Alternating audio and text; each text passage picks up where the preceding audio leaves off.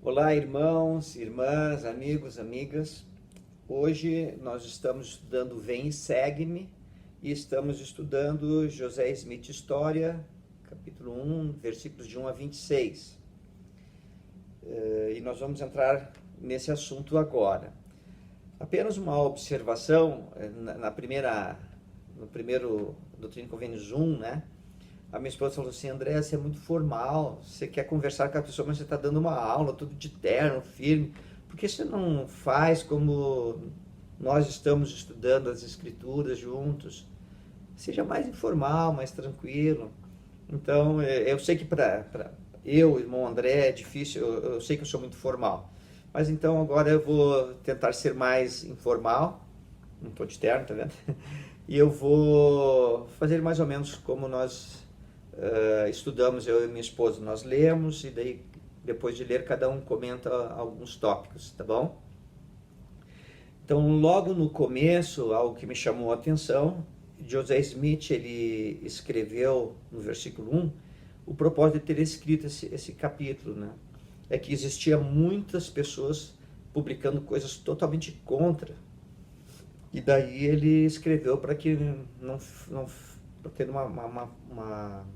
uma fonte assim que fosse verdadeira, né? E eu fiquei pensando assim, nossa, quando eu conheci a igreja, quando você conheceu a igreja, quando você conheceu o Evangelho restaurado, a mesma igreja de Jesus Cristo dos últimos dias, teve oposição? Teve pessoas que foram contra, parentes, familiares, amigos? Teve pessoas que falaram mal? Como é que foi a sua experiência? Eu tenho observado que na maioria dos casos as pessoas têm oposição. E naquela época o evangelho estava sendo restaurado e houve grande oposição. Depois uma outra coisa que me chamou a atenção foi sobre a família de Joseph. Eram 11 pessoas, o pai, a mãe e os 11 filhos. E Joseph era o terceiro. E também me chamou a atenção, fiquei ponderando que hoje nós temos aqui uma câmera que pode nos filmar, nós podemos mandar mensagens, tem telefone, celular, computador, internet, tem luz elétrica, tem água encanada em nossas casas, tem geladeira, fogão elétrico a gás, enfim. Mas na época de Joseph não era assim. Era uma vida na roça, mas na roça em 1820.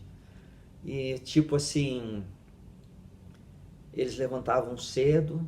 A casa deles, para nós, seria mais uma casa bem rústica, tipo uma casa de troncos. Levantavam cedo para cuidar dos animais e da plantação, porque dali que eles tinham que se alimentar. Se recolhiam cedo, porque começava a escurecer, tinham que ir para dentro de casa. Daí tinha um lampião, uma lamparina, né? E acendiam, era a luz fraca que tinha. Eles tinham entre eles uma Bíblia que era lida em família. E eu fiquei pensando como é bom ter uma família, ter um ambiente familiar que ama Jesus Cristo, né? Isso nos dá uma base para nós vivermos. Foi as coisas que eu estava ponderando aqui no começo. Depois dos 5 até ali no 14, ele começa a descrever o que estava acontecendo nos dias dele. Muitas pessoas, ele fala que é um alvoroço religioso, muita pregação na região que ele vivia. E uns dizendo, olha, aqui é verdade, outro ali é verdade. Mas o que me chamou a atenção foi o versículo 8, que diz assim: minha mente foi levada a sérias reflexões e grande inquietação. E eu fiquei lembrando, será que nós passamos por isso também? E eu comecei a recordar, quando eu tinha 18 anos, que eu passei por um período assim de bastante, olha que palavra bonita, bastante reflexões, né? Na época eu ficava pensando qual que é o propósito da vida. Era a primeira vez que eu estava vivendo sozinho e eu estava na escola de especialista de aeronáutica, escola de sargentos de aeronáutica. Era a primeira vez que eu vivia sozinho e eu comecei a questionar sobre o propósito da vida. Cheguei a ir em 2 ou 3 igrejas diferentes e tal. Eu lembro que eu tinha uma varanda, assim, uma sacada enorme. Eu ia lá para aquela sacada e gostava de olhar as estrelas e ficar pensando. E era algo muito simples, era coisa minha, mas eu ficava pegava a minha mão, assim, nossa, aqui está o meu dedo, está na minha mão, no meu braço, no meu corpo. Estou aqui nessa cidade, nesse país, nesse mundo. Olhava para aquelas estrelas e pensava, será que o que é o propósito disso tudo? E nesse momento que eu estava questionando muito sobre o propósito da vida, um irmão querido chamado Expedito José Saraiva me convidou para ir na igreja que ele frequentava. E aí a minha vida mudou para sempre. Eu conheci o Evangelho restaurado, conheci a história de Joseph, enfim. Como foi para você? Como tem sido para você? Você tem tido esses momentos assim de reflexão e tem buscado o Senhor para saber as respostas? Aqui também eu gostei muito do versículo 11 que Deus cita, né? Tiago 1,5. Se algum de vós tem falta de sabedoria, peça a Deus que a todos dá liberalmente e não lhe será tirada. Peça, porém, com fé. Meu decoro que é horrível, hein? Vamos de novo. E se algum de vós tem falta de sabedoria, peça a Deus que a todos dá liberalmente e não lance em rosto, e ser-lhe-á dada. E então o princípio que eu estava pensando, que sim, que é o que aconteceu comigo, eu penso que é com todo mundo isso, você pode pesquisar, você pode ler, você pode ouvir o comentário das pessoas, mas é algo entre nós e Deus. Você tem que procurar a Deus e orar para saber a verdade dessas coisas. E isso, essa chave é tão importante, né? Eu fico pensando, eu passei por essa experiência de perguntar ao Senhor. E eu fico pensando nas pessoas no mundo que também têm que fazer a mesma coisa. Perguntar a Deus. Como foi para você? O que te levou a buscar a Deus e o que te levou a perguntar sobre o propósito da vida, sobre Jesus Cristo, enfim? Você passou alguma experiência assim? Compartilha aí nos comentários. Compartilha melhor ainda com a tua família.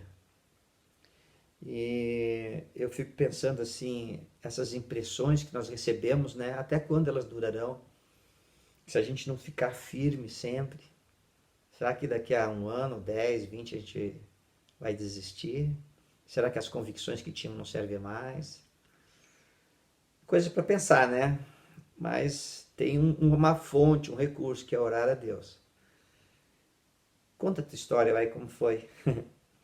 Depois do versículo 15 até o versículo 20, ele narra a experiência dele de ir ao bosque e orar. Eu gosto muito dessa experiência de Joseph ir ao bosque. Algumas verdades importantes nós encontramos, que tem uma oposição.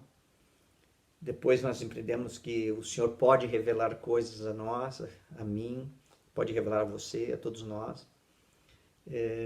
E nós aprendemos aqui que existe Deus, nosso Pai Celestial, e Jesus Cristo. Que lindo, né?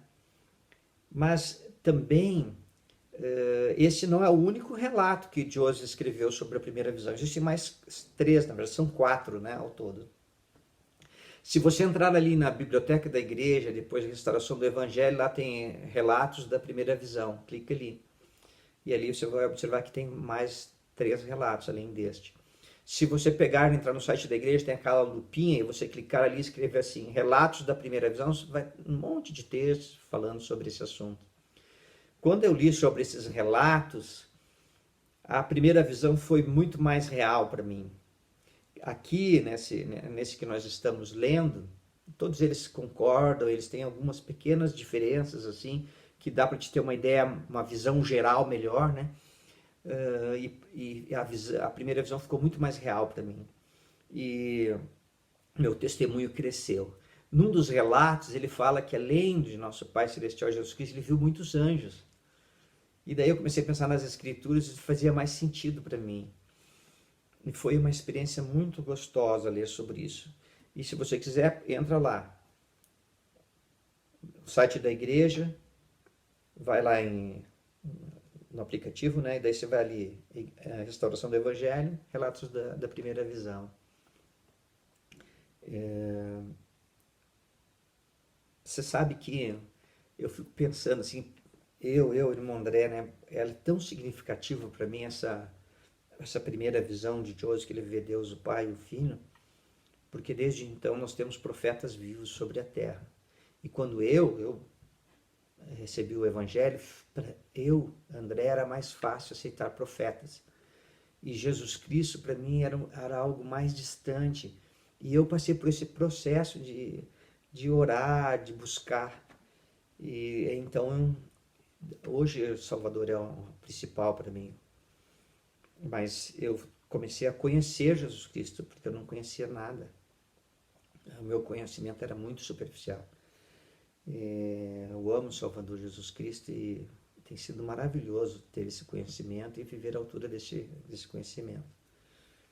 O que representa a primeira visão para você? Que efeito essa primeira visão teve na sua vida, na sua família? É coisa para pensar, né? Muito bem. E depois ele continua aqui até o 26, quando ele relata aqui que ele compartilhou com as pessoas, que muitos ficaram contra, né? Muito bem, esse é um breve comentário. Tem tanta coisa porque eu gostaria de falar, mas daí eu vou ficar dando aula e eu não quero isso. Eu queria só ter uma pequena conversa de uns 10, 11 minutos aí. Mas eu gostaria de testificar que eu sei que José Smith é um profeta de Deus, que naquela manhã de primavera os céus se abriram, nosso Pai Celestial e Jesus Cristo apareceram a Joseph, e desde então nós temos profetas vivos sobre a terra. E será um prazer continuar estudando Vem Segue com vocês. Apenas alguns comentários. Compartilha aí nos comentários ou escreve no privado aqui para mim. Como a primeira visão afetou a sua vida? Como o testemunho de Joseph tem afetado a sua vida? E para aqueles que ainda não têm um testemunho vibrante, forte, eu indico apenas um caminho. Ora a Deus. Busque o conhecimento que você tiver, mas depois tem que ser uma confirmação através do Espírito Santo. Isso só é obtido buscando a Deus, em oração. E foi um prazer compartilhar com vocês. Agora no final vai aparecer aqui uma gravura, uma fotinho que tenho eu e minha esposa. Clica ali, se inscreve no canal e vamos estudar juntos o Vem e Segue-me este ano. Abraço, forte abraço, sucesso aí!